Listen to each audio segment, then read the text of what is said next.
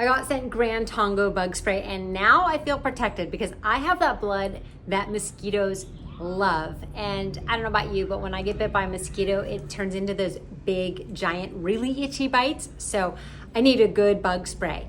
I've been using this. This stuff works, and what I really love about it is that it does smell amazing, but if you don't want any smell, they do have the fragrance-free one. So there is that option. Let me tell you about the other two. There's green tea and mint, and then there's the citrus and sandalwood. So super easy to use. Once you spray it on, you can breathe in and really enjoy that scent, but the scent does go away pretty quickly. So it's kind of like a nice hit of that relaxation smell, and then it disappears. DEET-free, so that's good.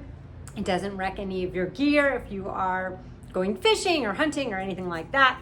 And it protects against way more than mosquitoes, ticks, all kinds of bugs, everything that you want to be protected against. Okay, that was the green tea one. I put that on that arm. We'll go on this arm. You can do it on your face as well. It is good for your face and your body. Super, super easy to spray. Kid friendly as well. We have kids, they're not afraid to use this one. Again, it smells really, really good. Just sprayed this one. This is the citrus sandalwood.